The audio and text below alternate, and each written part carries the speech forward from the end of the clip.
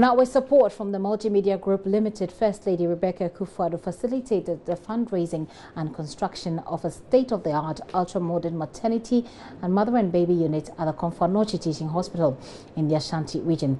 Today, the First Lady has cut the sword for the construction of an ultra-modern pediatric intensive care unit at the Korle Bu Teaching Hospital. Statistics from the hospital indicates that 3 babies die daily due to congestion and lack of life-saving equipment. For so many years, the children's block at Korle Bu has been working under some very tough conditions. It is in a deplorable state and urgently needs facilities and resources to provide optimum care for children. I was told that about 6 years ago, the sword was cut for the construction of a new children's block. Unfortunately, no progress has been made to date. Meanwhile, congestion and lack of adequate equipment have made treatment extremely difficult. The pediatric services in Korle Bu suffer from lack of space and resources to welcome and host emergency pediatric patients and neonates born outside the hospital. This leads to a crowded emergency room, which obviously makes it challenging for the great team of medical professionals to give the best possible care to these children. Since last year, the Rebecca Foundation has been in discussions with the management of the hospital to build a modern, fully equipped pediatric intensive care unit for the children's block.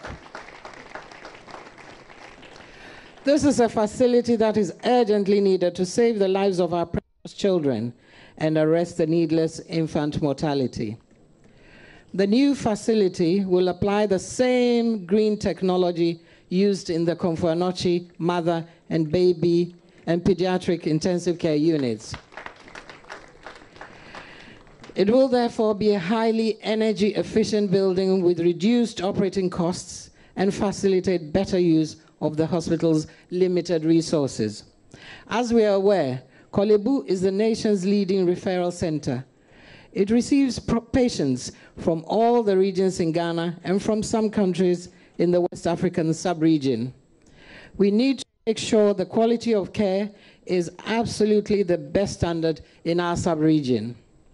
I am happy today, therefore, to cut the sword for the construction of a pediatric intensive care unit. As a mother and grandmother, this is a project that I feel strongly about. Like the Komfo-Anokye mother and baby and pediatric intensive care units, we expect to finish this facility in record time. As I understand, every day lost means potentially losing lives. We know that tragedy happens sometimes, but when it does, at least we need to assure ourselves that we did all we could.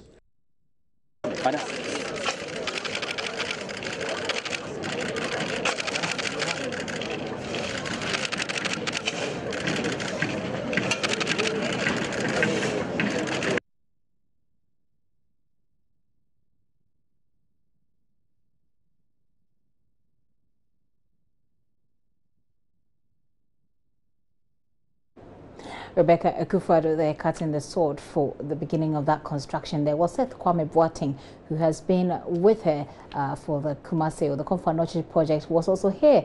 He's been speaking to engineers on the project. What we've been asked to do is to build a ground story unit, but with capacity to extend in the future, so to allow for multi-story construction in the future.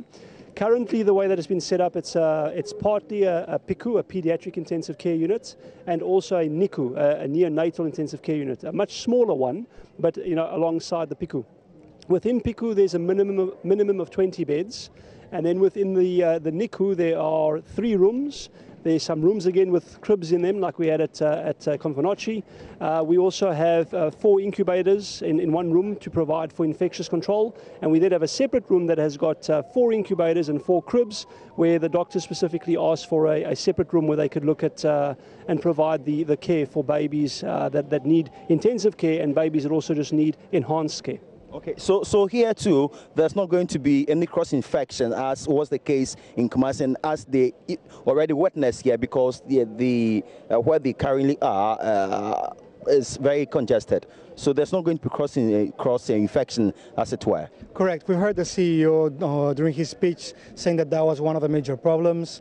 The idea is to give further space, medical equipment, and every patient their own cot, crib, bed, depending on the age.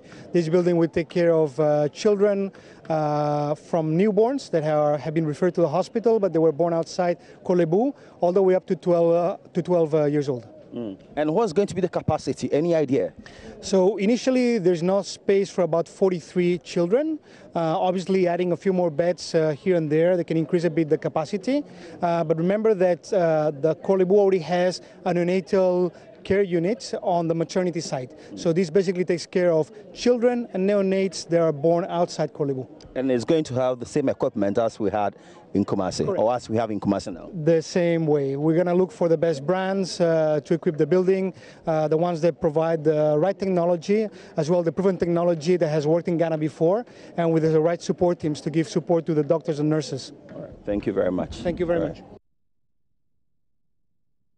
Seth Kwame Boateng with engineers on the project. Hopefully in a few months, maybe 6 months, like it happened in Kumasi, there will be a new facility at the Kolebu Teaching Hospital. Speaking of the Kolebu Teaching Hospital and the sword cutting ceremony today by the second lady, we're learning, JoyNews is learning that the University of Ghana pharmacy student Reginald Sechi Brown, whom we spoke to yesterday, who is on a campaign hoping to get the University of Ghana Medical Center opened, was there as well. We understand that he was detained at the Kolebu police station because he had lifted a placard there with the inscription, I think the hashtag that's going on social media. But we've got a correspondent on the ground. We'll be getting you some more on this. Charity Emhel Bartels has been following up for us at the Kolebu police station.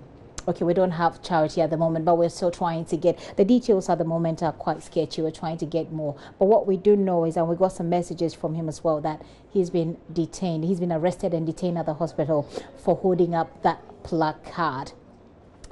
Well, we'll bring you that story as and when we have it.